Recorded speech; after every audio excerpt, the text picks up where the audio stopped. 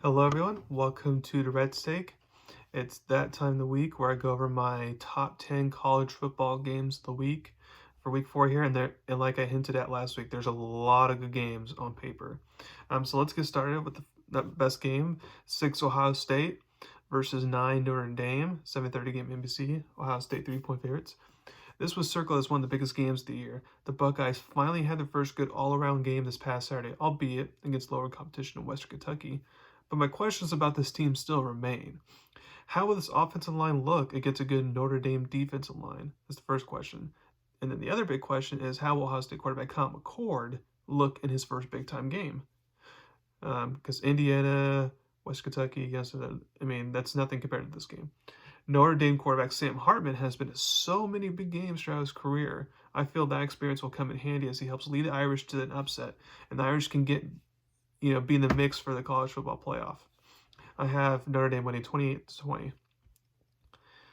Number 2, you got 15 Ole Miss versus 13 Alabama. Alabama 6.5-point favorites.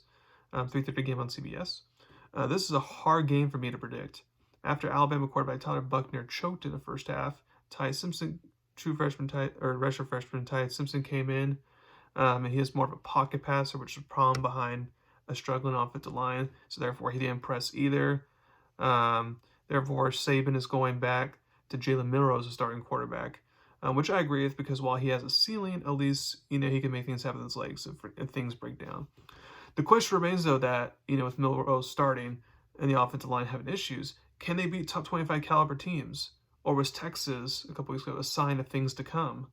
I think after last week, Alabama will come out more focused, play sharper, play better, and all that. But I do think Lane Kiffin will finally figure out a way to beat his former boss with some assistance from his defense coordinator who just came over from Alabama and will have a good game plan prepared. Also, I think Ole Miss quarterback Jackson Dart, who kind of choked in the end last year against Alabama, I feel like he's going to get his redemption. He'll be the difference maker in this game. I have Ole Miss winning 27-23. 3, you got 19 Colorado versus 10 Oregon. Oregon is 21-point favorites. It's 3:30 game on ABC. Colorado avoided the big upset, against Colorado State and remains undefeated and a good story and all that for now. But losing Travis Hunter, the best offensive and definitely best defense player for them, hurts this team. And this is what I've been, warned about since the season started. Yes, they have talent, but not a lot of depth. And once injuries happen, they won't look the same anymore or be as elite. I think they won't be able to overcome an explosive Ducks offense on the road in one of the hardest venues to play in college football. I think Colorado can for sure keep things interesting, but Oregon will get the win here and give Collie more of a reality check here. I have Oregon winning 46-30. Number 4, you got 22 UCLA versus 11 Utah. Utah 6-point favorites. This is a 3:30 game on Fox. By the way, a lot of good 3:30 games. This might be one of the most interesting games of the week. I assume Utah quarterback Cam Rising will finally be back. It's why the line has gone up for Utah. If not, then never mind, Braves win automatically. But assuming Rising plays, he may show a few signs of rust. I kind of expect that. But in the clutch, he'll rise up to the moment like he's had in the past. And I think the Utes defense will come with a big stop late to get the win. So I have Utah winning 24-21. 5, you got 14 Oregon State, 2.5-point favorites versus 21 Washington State, 7 p.m. game on Fox. I'm excited for this game, especially since both teams were left out, the recent conference realignment, and both teams want to show, who's better and why they're good and all that. I'm excited for Oregon State to finally be playing a good opponent here. I'm curious to see how quarterback DJ Ukulele plays with this team against a big-time opponent compared to what happened with Clemson when he faced big-time opponents with Clemson. I think he'll rise up to the moment, actually. I think this is one of those games, whoever has the ball last wins. I think that'll be the Cougars as they get a big home win over the Beavers, although this is my least confident pick of the week because I think the Beavers are that good. Washington State quarterback Cam Ward, though, would be the X factor in this game since he's been one of the most underrated quarterbacks this season. I have Washington State winning 31-28. 6, you got 4 Florida State, 2-point favorites versus Clemson, noon game on ABC. I would say before last Saturday that the Seminoles will win this game automatically, but after the way they barely got past Boston College, not so sure now. If Boston College didn't have a record amount of penalties, then the Seminoles are not undefeated right now. I know they had some starters out, and most of them should return this week.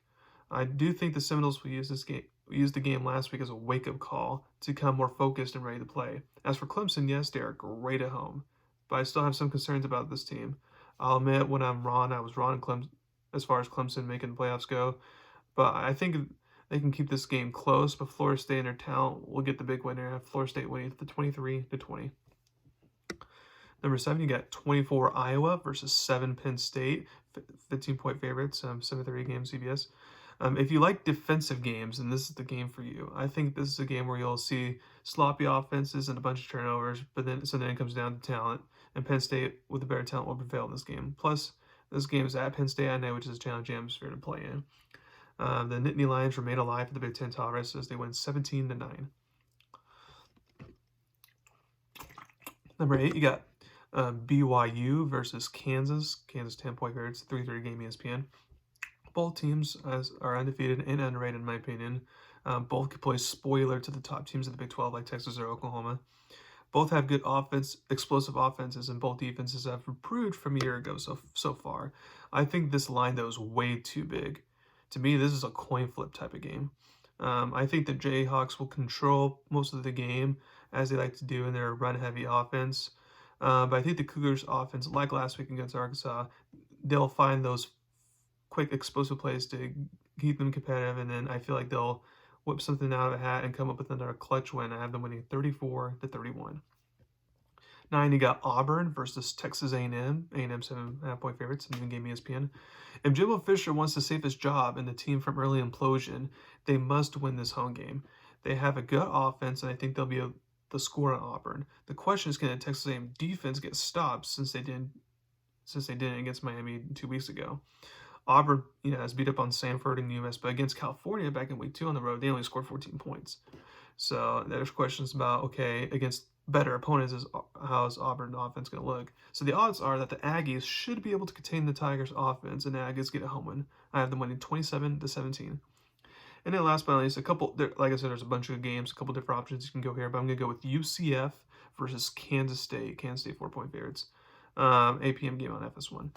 This game is interesting. UCF starting quarterback John Plumlee will be out this game. For Kansas State, quarterback Will Howard got hurt in their loss to Missouri, and he was able to finish the game, but he was definitely limping the whole entire time, not himself. They had to have the backup quarterback come in to do the quarterback run plays. And since the line has gone down, that may seem like it's going to be the battle of the backup quarterbacks this game. It says both teams could be in the mix for top 5 of the Big 12 and support for either team to get the win here. I think after the Wildcats debacle against Missouri, because that's a game they should have won, I think they'll come out more sharp and disciplined and they get the home win. I have them winning 27-10. So thank you very much for listening to my podcast today. Please subscribe to my channel, Tone About Me. Thank you very much, and I look forward to talking to you all next week after these results. Have a wonderful day.